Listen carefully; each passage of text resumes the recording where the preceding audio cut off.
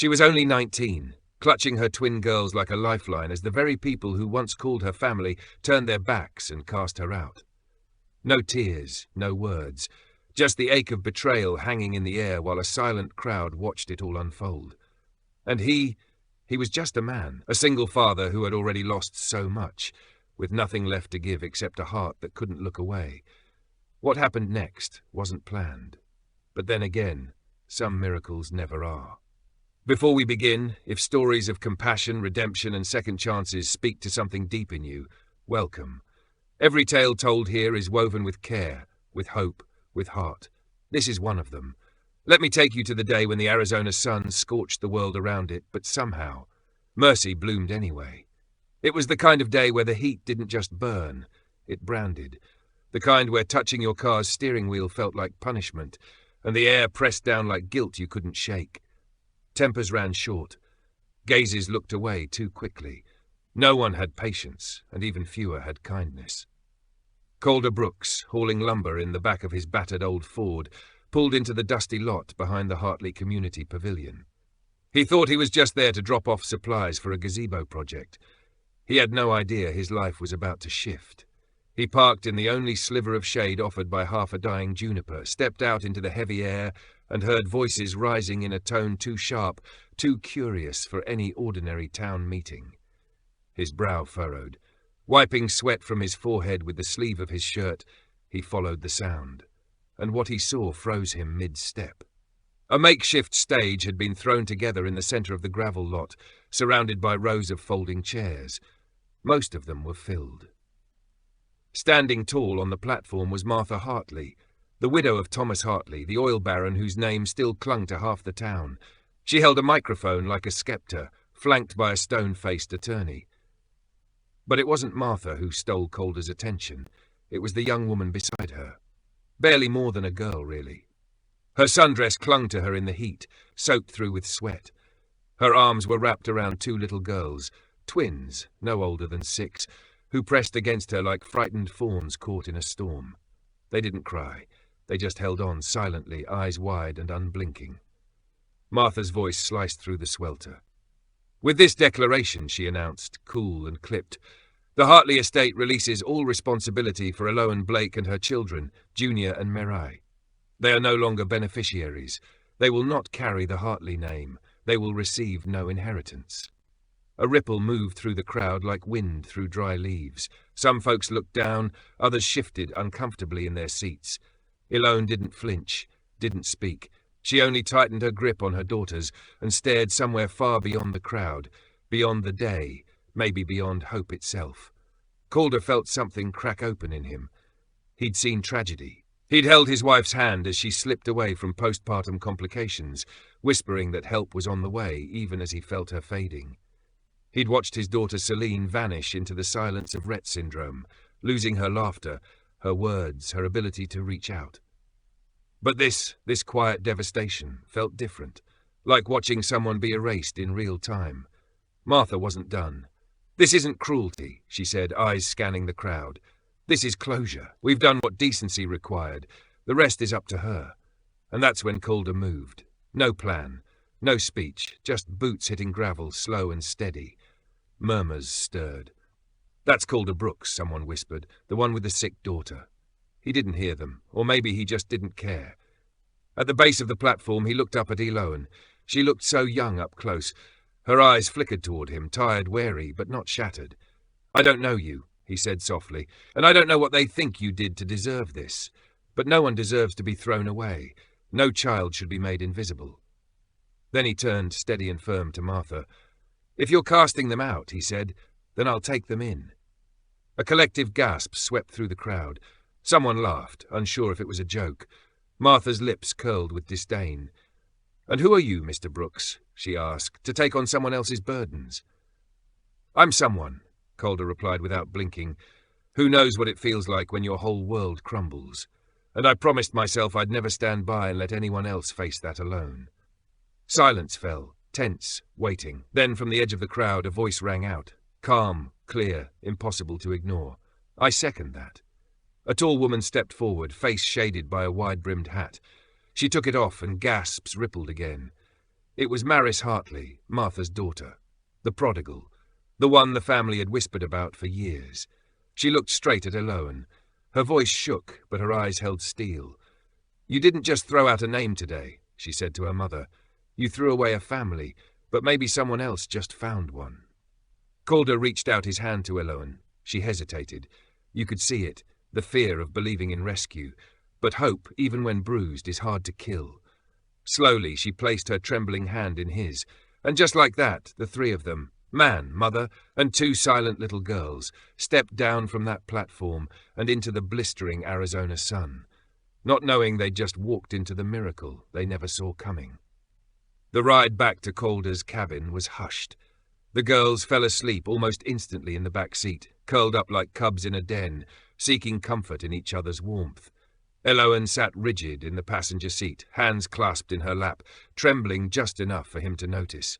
Her gaze never left the road. Like she was afraid if she looked back, it would all vanish. She hadn't asked where they were going or why. She was too exhausted for questions. Calder didn't press. There was a kind of sacredness in the quiet between them, not awkward, just unbroken. His cabin finally came into view, weathered but solid, tucked between trees, with a red barn to one side and a woodpile stacked like a promise of stability. Calder pulled the truck to a stop beside the porch. Neither of them moved at first. "You're safe here," he said quietly, voice rough with sincerity. Eloan blinked, finally meeting his eyes. "I didn't think anyone would ever say that to me again," she whispered. "Especially not a stranger." He opened the truck door. "Sometimes," he said, "strangers are all we've got." He carried the girls inside, one in each arm. Junior's tiny hand curled into his shirt without thinking. Marai whimpered, but calmed the moment she felt her mother nearby. The cabin was simple but homey, wooden beams, handmade shelves, a stone fireplace Calder had built himself. The air smelled faintly of pine and something warm like cinnamon. He lit a lamp and lowered the swamp cooler. Eloan stood in the doorway, hesitant, like she wasn't sure if she was allowed to exist in this space. "You hungry?" he asked. "Got some chicken and rice stew left over." She nodded. "Thank you." Her voice barely rose above the hush of the room. He set a bowl in front of her. "Careful, it's hot." She tasted it, then paused, eyes closed. "This is better than anything I've had in years." He chuckled. "Single-parent cooking, no one's died yet."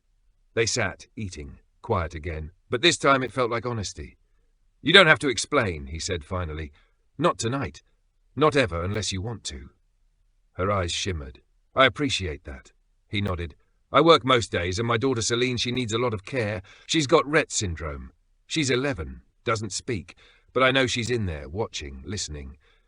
Eloan's face softened. "Sounds lonely." "For both of us." She looked down. "My girls don't talk much either.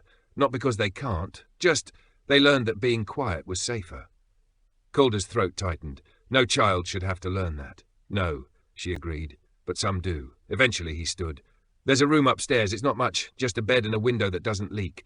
It's yours for as long as you need." She looked up. "Why are you doing this?" He met her eyes. "I don't have a perfect answer. Just walking away didn't feel right. Bringing you here did." At the stairs he paused, then added, "Eloan, you don't owe me anything. This isn't charity. It's a second chance." Her voice was just a breath. "Maybe the first real one I've had." He nodded, then slipped into Celine's room. The nightlight cast a soft glow. She sat awake in bed, eyes wide, silent as always. But tonight Calder sat beside her with something new stirring in his chest. Hope. Not the loud kind. The kind that sits quietly in the corner, waiting to be noticed. The kind that just might stay. The next morning broke quiet, the kind of hush that feels almost sacred. Calder The next morning broke quiet, the kind of hush that feels almost sacred. Calder stirred early, something primal twitching inside him, a father's instinct, sharp and alert. It sparked to life like a flame catching dry grass. And there they were, the girls, tiptoeing barefoot into the room like they were entering a chapel. No noise, no fuss, just reverence. Celine sat by the window in her usual spot, still and small beneath a quilt that had once belonged to Jamie. The morning light spilled across her, brushing her hair with a pale porcelain glow. She didn't speak, she rarely did, but her eyes, vacant yet watchful, held their own quiet weight. Junior moved first. She didn't speak either. She simply knelt beside Celine and placed a gentle hand on her shoulder. The smile she offered wasn't big or flashy. It was simple, honest, just there. May followed, settling cross-legged on the floor. From the deep pocket of her oversized dress, she pulled out 3 tiny treasures, a worn crayon, a smooth grey pebble, and a broken watch face. One by one she laid them out before Celine, each object placed with care, like offerings at an altar. Her eyes sparkled with mischief, soft and bright. Calder stood in the doorway, watching. He'd seen a parade of professionals come and go over the years, therapists with their iPads and charts, their flashcards and strategies. He'd watched Celine retreat, barely blinking, unreachable behind invisible walls. But now something shifted. Her fingers moved. Her gaze twitched. She was looking, truly looking, at the girls. "Do you like shiny things?" Junior whispered, holding up the fractured watch face. The sunlight caught its surface and sent a soft glint dancing across the room. Then, without waiting for a response, she gently placed it in Celine's open palm. May grinned and tucked the pebble beside it. Celine blinked. Once, twice, then a third time. Calder nearly spilled his coffee. He took a cautious step forward, heart pounding. "She might not. She doesn't have to talk," Junior said, still facing Celine. Her voice was calm, assured. "She can hear. She can feel. We speak quiet." "We do," May added, as though it were the most obvious thing in the world. Calder opened his mouth, then closed it again. What could he say? They weren't wrong. And in front of him, Celine wasn't just responding anymore. She was engaging. Behind him, Elone stood with a hand over her mouth, eyes glistening. "They've never done that before," she whispered. "Done what?" "Opened up like this. They usually hide behind me. Don't talk unless I ask. But this morning, they asked where Celine's room was. Said she was sad. Said she needed colours." Calder turned his eyes back to his daughter. She still wasn't smiling, but something in her face had changed. A faint softness, a crack in the ice just before the first thaw. He didn't know what it meant, only that it felt like a beginning. Later that day, Calder retreated to his workshop behind the cabin. Cedar wood curled beneath his chisel as he shaped a new chair rail for a neighbour. The repetition calmed him, gave his thoughts room to breathe. But today, his thoughts refused to fall into line. Elone's presence lingered like a quiet drumbeat. The girl's strange, lovely magic echoed.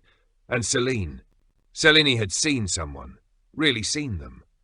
He didn't hear the footsteps behind him until her voice cut through the quiet. "You carve better when you're angry or inspired," she said. "I'm trying to guess which it is." He looked up to find Elone leaning in the doorway, arms crossed, wearing one of his flannel shirts over a sundress, her hair tied in a lazy knot. She looked impossibly out of place and entirely at home. "Maybe a little of both," he said. "Or maybe I'm just confused." "About? You. Your girls. You've only been here a day, and she's doing things she hasn't in years. Blinking, reaching, looking." He sighed, wiping his hands on a rag. "She's not broken, Calder," Elone said, voice steady but kind. "She's locked in. That's different." He looked down at the wood shavings gathering at his feet. The sunlight streamed through the slats of the wall, painting everything gold. "I've been so afraid of hoping," he whispered. "Hope hurts when it leaves." "I know," she said, "but sometimes it circles back." They stood like that for a moment, not strangers, not anymore, just two people who'd lost too much and still found a way to stand. That evening, Junior and May drew a picture, 3 girls under a sky filled with purple stars, holding hands. Calder found it taped to the wall beside Celine's bed, right under the dream catcher Jamie had hung when she was born. When he tucked Celine in, she clutched the drawing in both hands. No words, no sound, just a firm grip and eyes that said, "Don't take this from me." He didn't. He couldn't. And for the first time in forever, he let himself believe maybe something was waking up again. Not just in her, but in him. In the weeks that followed, the house took on a rhythm. A hush, but not silence. A peace, but never stillness. Mornings began with whispered voices and soft footsteps.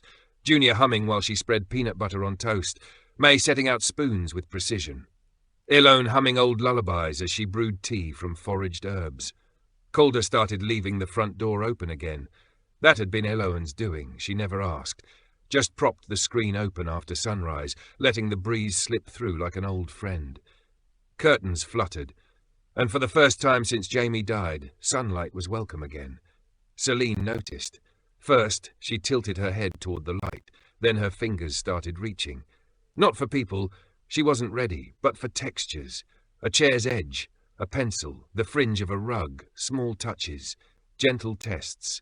Calder noticed too. He tried not to read too much into it. Hope was a muscle that ached when moved. But then Celine would blink twice at one of Junior's made-up stories, or she'd cock her head at May's endless cloud trivia, and something inside him stirred. One morning as Eloane kneaded dough, Calder finally said it aloud. "She's waking up." Eloane looked over her shoulder, hands dusted with flour. "She is. How do you know?" "Because she's not just surviving anymore. She's connecting." That afternoon, May found an old box of wind chime pieces in the shed. She didn't ask permission, just started assembling it on the porch, focused and still. Junior sat beside her, tying tiny notes to long strings, jokes, riddles, and soft affirmations like, "Your eyes are strong, even when your mouth is quiet."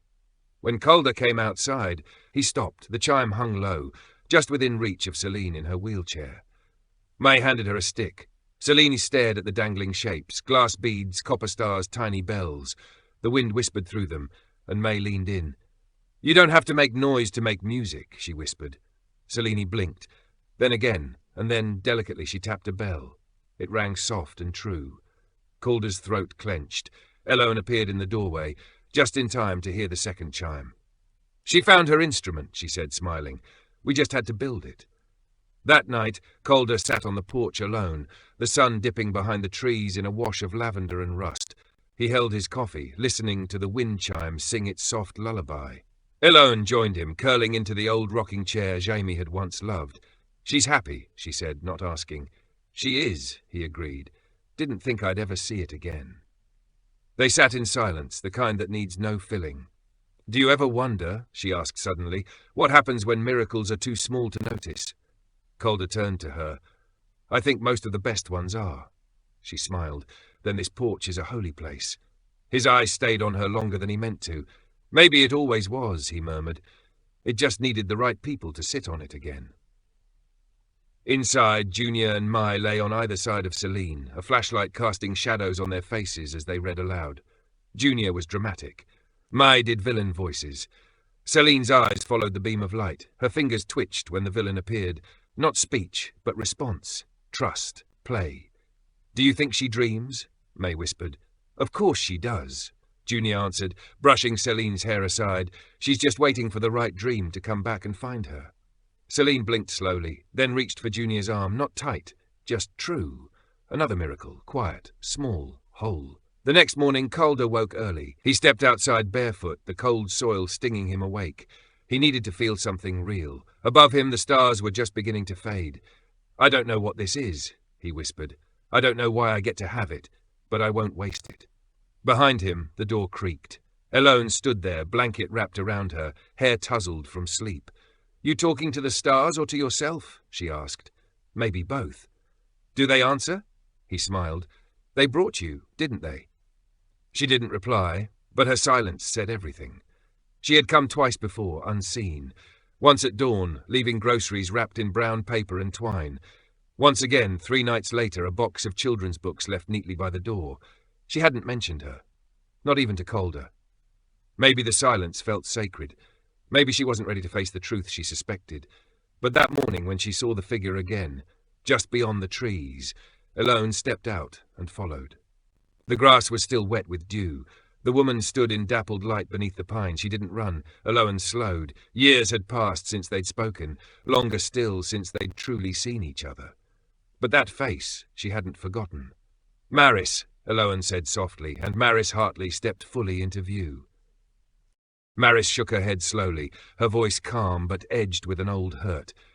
"I always believed you'd make it out," she said, "that you'd find something better than the life they tried to chain you to."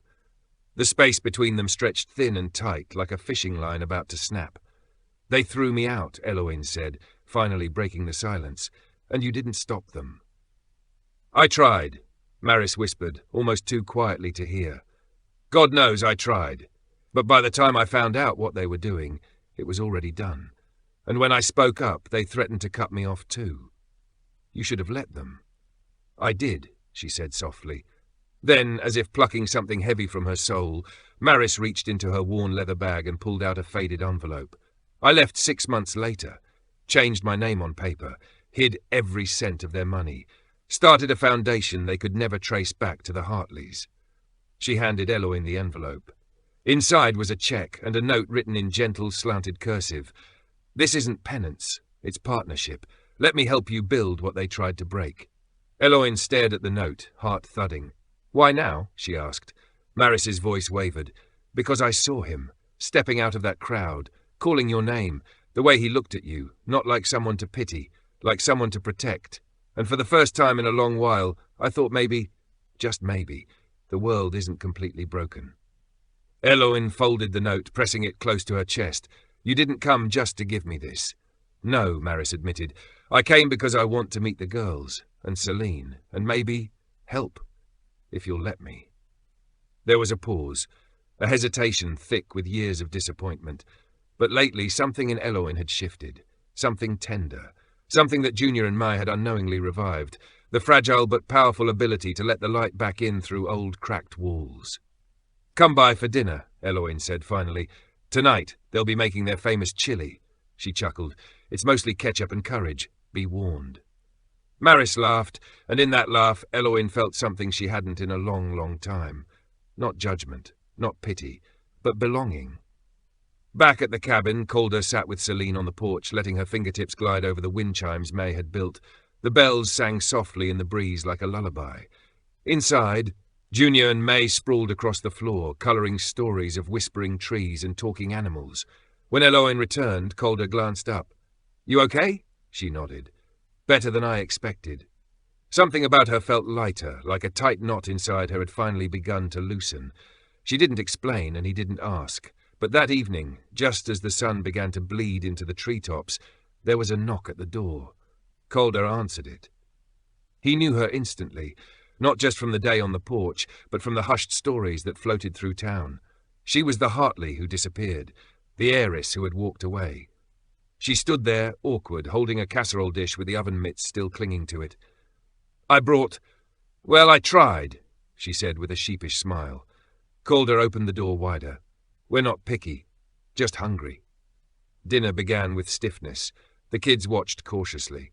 Calder stayed unusually quiet. But then May cracked a joke. Maris volleyed one back. Junior launched into a story about how Celine blinks twice for yes and once for "you need more ketchup." The room filled with laughter. Walls began to thin. Eloin caught Calder's gaze across the table. His face was unreadable, but not closed. Later, while Maris dried dishes beside her, she asked in a low voice, "Does he always carry the room like that?" Eloin smiled. "He doesn't realize he does. That's what makes it work." That night, after the girls had been tucked in and the house quieted to a soft hum, Calder found Eloin standing on the back steps, her face tilted up to the stars. "She's not just a donor, is she?" he asked. "No," Eloin said. "She's family. In that complicated, painful, trying to do better kind of way." He nodded. "Sounds familiar." Eloin turned to him, moonlight brushing her cheek. "You think we're building something here?" He didn't answer at first. When he did, his voice was steady. "I think we already are, and maybe we just got another builder." In the weeks that followed, the cabin settled into a rhythm that felt sacred in some quiet, unspoken way. The problems didn't vanish. Groceries still ran low. Celine still had hard days, and Calder's job still stole time from the life unfolding inside those walls. But something in the air had changed, like someone had opened a window inside each of their chests. One morning, the scent of cinnamon toast and pine drifted through the house. Calder heard something strange, the creak of Celine's door opening on its own. He stepped into the hallway, expecting to see Eloin or one of the girls. But it was Celine. She stood on her own, hands gripping the doorway, legs wobbling like saplings in the wind. Calder's breath caught. "Eloin!" he called, voice thick with panic and awe. She was there in an instant, May on her heels. Celine took one step, then another. Then she collapsed, right into her father's arms. Calder's tears came fast and full, not from fear, but because she hadn't walked like this since she was 5. Since that fevered night, she wandered, calling for a mother who was already gone. Now she walked again, toward love. He cradled her gently, whispering, "You found the door, baby girl." Junior, watching from the couch, whispered, "She doesn't need to talk yet, but she's screaming something." Later that afternoon, Eloin brought down an old chalkboard she found in the attic, faded and scratched but still usable. She placed it by Celine's usual spot near the window. "What are you thinking?" Calder asked, leaning in. "She can't speak, and screens overwhelm her. But colours, shapes, those are safe." Eloin handed Celine a piece of white chalk. Celine stared at it. Then slowly she began to draw. A line, a second, a triangle, a trembling heart. "She's telling us something," Eloin said softly. "We just need to learn how to listen."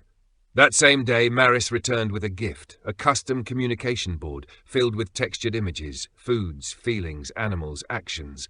May and Junior took to it instantly, narrating each square like seasoned guides.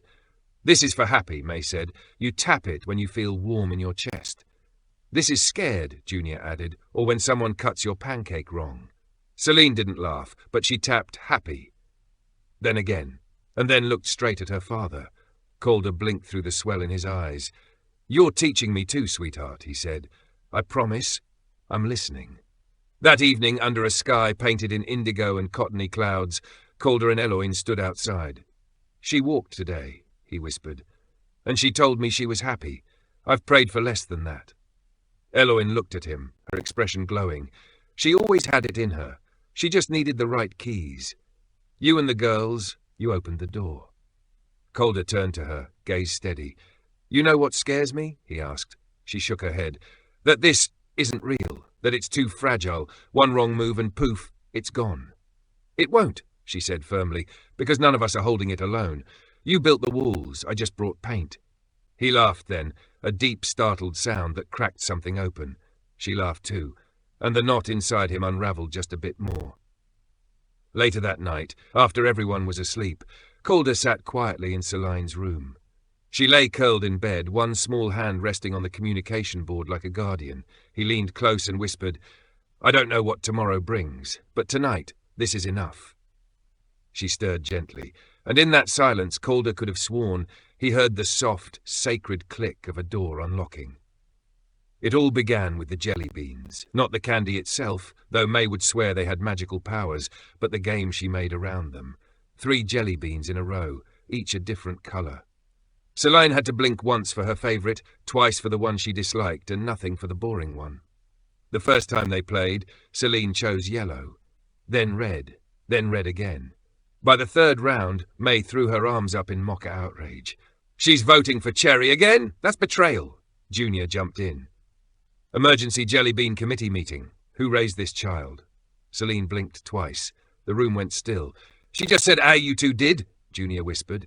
And then Celine did something no one expected. She smiled. Not a twitch, not a reflex, a full beaming, unmistakable smile. Eloin dropped the towel she was folding. Calder lost grip of his mug. May blinked. Did that just happen? And then she laughed. Raspy, broken, beautiful.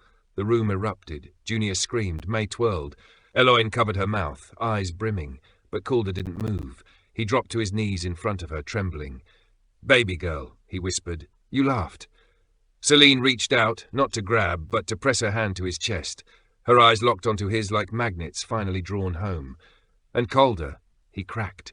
Years of sorrow, buried hope, and careful expectations poured out in one long breath. "You're still in there," he whispered. "You've been in there all along." The rest of the day passed like a dream no one wanted to wake from. Everything, every moment felt sacred. Celine tapping her fingers to the beat of May's xylophone. Junior scribbling a note. Today she smiled like the sun had hands. Eloin humming as she stirred the pot. Calder on the porch with Celine, her head resting against his shoulder, completely at peace. It was a day they didn't dare name. To name it would be to reduce it.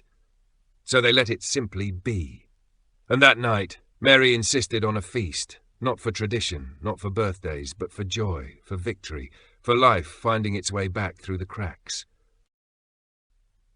Calder stood with his face turned to the moonlight, its glow catching something ancient in his eyes, something old and something just born. "I was scared this would be a fluke," he said quietly, "that today was a moment we'd borrow and then return." He turned toward her, the truth clear in the stillness. "But now, I'm not." "Why?" she asked. "Because this doesn't feel borrowed. It feels built." They stood in silence, the kind that wrapped around two people not trying to fill it. Then Calder asked softer than before, "Do you believe in second families?" Eloane took a breath that went deeper than the air around her. "I believe in the ones we choose, and the ones brave enough to choose us back."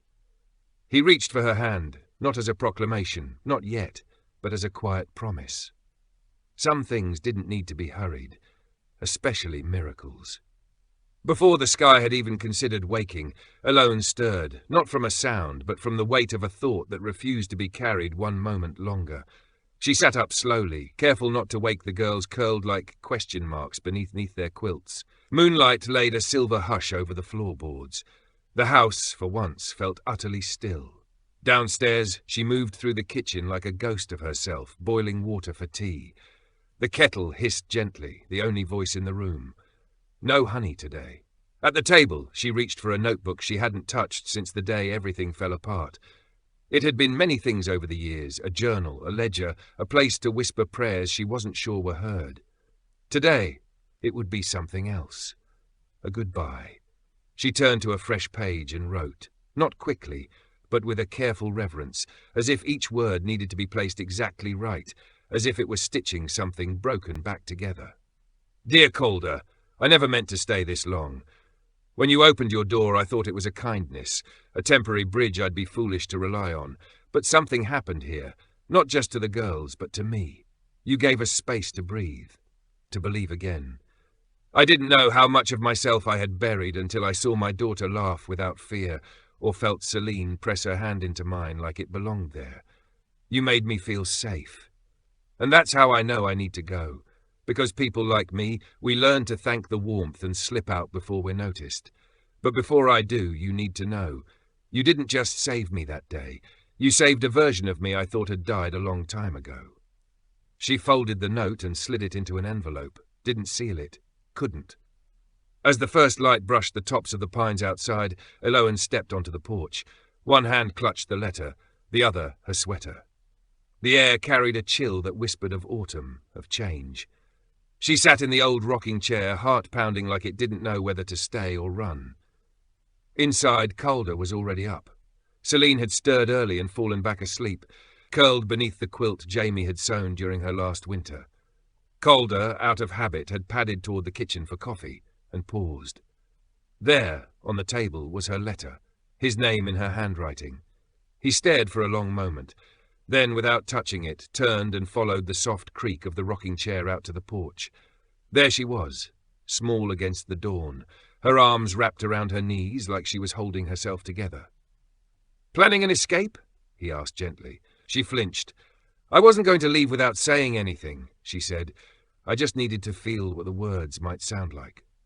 Calder sat beside her. "I didn't read it," he said. "I'd rather hear it from you." She hesitated, then handed it to him. He turned it over, then pulled the letter free and read. His jaw tightened, not in anger, but in that quiet, aching way that comes from recognition. When he looked up again, he asked, "Do you know what I remember most from the day I met you?" She shook her head. "You didn't ask for help. Not once. Even when you stood in front of a crowd that pretended you didn't exist, you held those girls like a lighthouse and stared straight ahead." She looked away, eyes brimming. "I knew," he said, "that if I didn't do something in that moment, I'd regret it for the rest of my life." "But what if I don't know how to stay?" she whispered. "Then we figure it out," Calder said. "Together. You don't owe me perfect. You just have to keep showing up." She nodded once, then again. Tears rolled down her cheeks before she could catch them. "I'm so tired of being temporary," she said. Calder took her hand, warm and steady. "Then be permanent. Here, with us." And slowly, cautiously, as someone who's been burned too many times before, she leaned into him, rested her head against his shoulder. He didn't move, just let her be there. The two of them sat that way, silent and still, as the sky turned gold. Later, Mary found the letter on the counter. "What's this?" she asked. Eloane smiled, something that was never meant to be sent. "Can we draw on it?" she asked. From the other room, Junior hollered, "Wait! That paper might be sacred." The girls looked at each other, then at their mom, then at Celine, who blinked once. Yes, some words, it seemed, were never meant for postage. They were meant to be lived. That evening, the wind came. Not with rain, but dry and restless. It rustled the pines like they held secrets and carried the scent of dust and distant thunder. Calder stood on the porch, coffee gone cold in his hand, untouched. Behind him, the house glowed with quiet warmth. He could hear Junior and Mary playing their guessing game. Celine was humming softly, fingers dancing over her communication board. In the kitchen, Marius and Eloan were rolling dough, laughing over spilled flour. The house didn't feel crowded. It felt full, and that terrified Calder more than he wanted to admit, because he knew what it meant to lose fullness. He knew how quickly silence could take its place. The screen door creaked. Eloan stepped out, arms crossed against the chill, hair pulled back loosely, wearing one of his old denim shirts.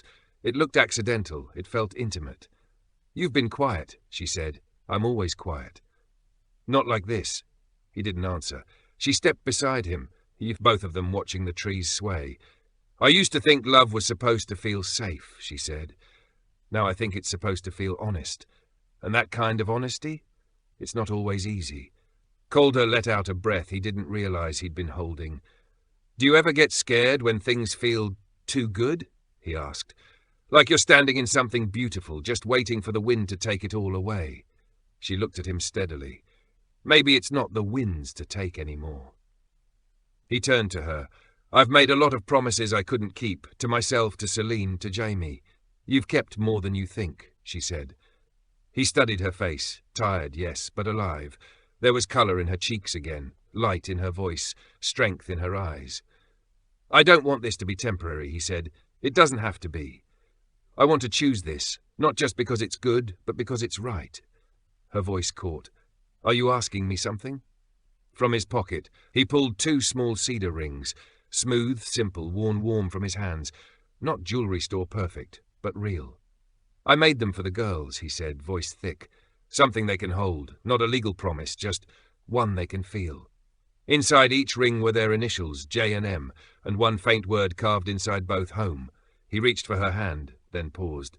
"I didn't plan a speech, didn't want to rush something sacred, but I need you to know I choose you alone, not as a rescue, not as a guest, as a partner, as someone I want to build with."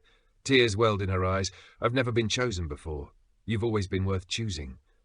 Inside, Junior peeked through the curtain. "They're doing something mushy," she whispered. "What kind of mushy?" Mari asked. "Like ring mushy." Junior clutched her chest. "I knew it! The chili worked!" Marius chuckled from the table. "Chili? Our love spell," Mari whispered. "Eloan made it on Tuesday. That's when Dad, Calder started humming. Humming is always step 1. Celine tapped her board 3 times on the happy icon. "She's voting yes," Mari declared. That night, once the girls were tucked into dreams and the house fell quiet again, Calder sat by the fire. Eloan curled on the other side, knees drawn up under a blanket, hands cupped around tea. "No big wedding," she said, her voice teasing, warm. "I've had enough big," he smiled. "I just want real." "Then we already have everything we need." He watched her, embers dancing in his eyes. "Will you stay?" he asked. "Not just tonight. Stay." She rose slowly, walked to him and knelt beside the armchair, rested her head against his knee. "I already have." If someone had asked Calder a year ago what home meant, he might have pointed to the patched roof, the green porch swing, the fireplace he rebuilt after the flood of 17. But now, home meant the way Celine tilted her head when she heard Junior's footsteps, how Mary lined her bedtime socks perfectly beside her sister's chair, how Eloan hummed while slicing apples for pie. It meant laughter in the kitchen, crayon drawings on the fridge, and mismatched shoes by the door. It meant they had built something, and this time they weren't going to let the wind take it away. This retelling captures the emotional depth, warmth, and continuity of the original, flowing like it's being shared aloud by a heartfelt narrator. She patted his shoulder, a quiet smile playing on her lips. That's because everyone's too busy listening. Eloan had found her own way to speak without words. From the corners of their living room, she'd started a humble venture called Whisper and Wild, a handmade collection of sensory tools for kids who struggled to communicate the traditional way. There were soft, textured pillows that invited touch, musical boards that responded gently to fingers, and watercolor cards that carried emotions in their hues. She never called it therapy. She just said it was a way to speak without noise. The idea spread, first across the county and then quietly online. Maris had offered to invest, but Ilouan politely declined. "This house was built from kindness," she said. "That's the currency I want to trade in." Calder was working fewer hours now. The woodworking shop downtown had offered him a flexible schedule after the local paper ran a story. "Single father turns grief into sanctuary for kids who don't speak." The attention wasn't his thing, but he didn't mind the headline. Every evening, he returned home to find a new drawing waiting on his workbench, Sen's latest creation. They were simple, almost childlike. Trees with arms, stars labelled with names, houses with hearts for windows. One evening he held up a picture, curious. "What's this one mean?" Celine blinked slowly, then tapped 3 buttons on her board. "Safe. Warm. Together." Calder's throat tightened. He framed the picture and hung it on the wall without a word. Then came that Saturday, the kind of autumn day that smells of burning leaves and pine. Calder gathered everyone out onto the porch, where a brand-new swing waited, sturdy and wide enough for 5. He sat in the middle, his arms wrapped around Ilouan and Celine. Mir was sprawled across his lap. Junior sat cross-legged at his feet. "I used to think a family was something you inherited," he said. "Now I know. It's something you earn, one kindness at a time." "You earned us fast," Junior grinned. "Pretty sure you won us in a jellybean game," Mir teased. "So funny my sister's love," Ilouan said, laughing as she leaned into Calder's shoulder. "Do you remember the first thing I said to you?" she asked him. He thought, but couldn't quite place it. "I said I didn't think anyone would ever say the word safe to me again." She kissed his cheek gently. "Now, I say it to myself every morning." That night, after the girls had gone to bed and the fire was down to glowing embers, Calder sat in the armchair with a piece of cherrywood in his hands. He carved slowly, carefully, a small box rounded at the corners with a single word etched into the top. Grace. It wasn't for sale. He wouldn't gift it. He just needed something real to hold in his hands, a symbol of the quiet miracle unfolding around him. Not a lightning bolt or dramatic rescue, just the slow, steady rising of 5 people who had almost given up. The next morning, May found it on the mantel. "Who's this for?" Calder looked from her to the others, Ilouan pouring coffee, Mir drawing at the table, Junior humming to herself.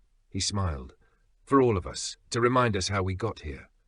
Snow had begun to fall, gentle, whispering snow that didn't snarl the roads or snap tree branches, but blanketed the world in hush.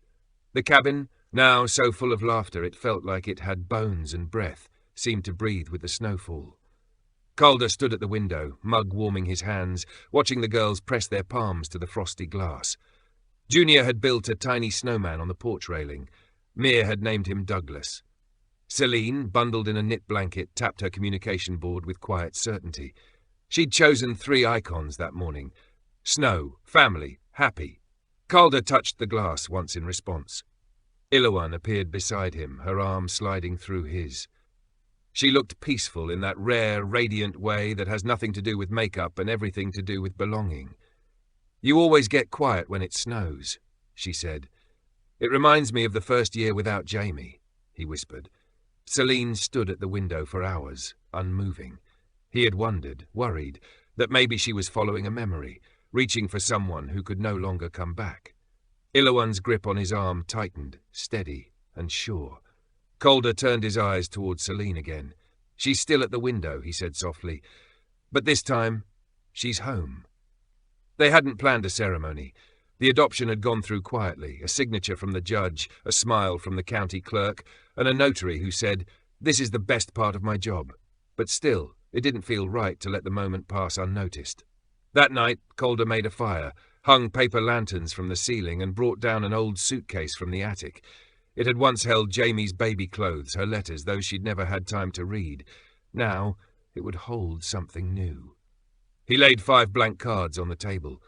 "We've all been calling each other names we didn't choose," he said, looking to Ilouan, then to the girls. "Tonight, I think we each get to choose." Mir grinned wide. "Can I be Captain Marshmallow?" "You can write that down," Ilouan said with mock diplomacy. Junior scribbled Junior Brooks in swirling letters, proudly holding it up like a certificate. Mir wrote Mir the Brave, then giggled, scratched it out and replaced it with Mir Brooks, adding a doodle dragon underneath. Then it was Celine's turn. She stared at her card for a long time. No one rushed her. Finally, she reached for her communication board. 4 icons lit up beneath her fingers. Girl, home, love, mom. Then she picked up the pen, gripped it in both hands, and slowly wrote one word across her card. Mama. She handed the card not to Calder, but to Illawen. The room held its breath. Illawen pressed the card to her lips, her hands trembling. Her shoulders shook as tears fell freely. Calder stepped forward, his eyes full. She chose you. Illawen sank to her knees in front of Selin, cupped the girl's face, and touched her forehead gently to hers. I choose you too, she whispered. Forever. Later that night, with the lanterns casting soft, golden halos on the walls, Calder and Illawen sat on the floor, backs against the couch, watching the fire crackle. I thought I understood love, Calder said. But this, what we've built here, it's different. We didn't fall into it. We grew into it. Illawen nodded slowly. It's not a rescue story, is it? No, he said. It's a resurrection. They sat in silence, the warmth of the room wrapping around them like a blanket. Then Illawen asked, what are we going to tell people when they ask how we met? Calder grinned. We'll say a single dad came to deliver lumber and left with a future he never saw coming. She laughed, a sound soft and whole. That's not a story, she said. That's a miracle. Exactly, he whispered. And in that moment, he looked at her, really looked, and saw not the girl from that dusty train platform all those months ago, but the woman who had taken broken pieces and built a second life. A life made of steady hands, shared burdens, and quiet joy. Illawen, he said, taking her hand, you turned this house into something I didn't believe in anymore. What's that? She asked. He smiled. A beginning. Outside, the snow continued to fall. Not harsh or heavy, but soft, like healing often is. Quiet, gentle, one layer at a time. And upstairs, a child who once couldn't speak now slept beneath a roof filled with names she chose for herself. If this story touched your heart, we'd love to know. Tell us where in the world you're watching from. It brings us joy to see how far kindness can travel. And if you want more stories like this, stories of love, hope, and the quiet power of doing the right thing, feel free to subscribe. We're building a small corner of the internet filled with light, and you are warmly invited to be part of it. Thank you, truly, for spending your time with us. It means more than you know.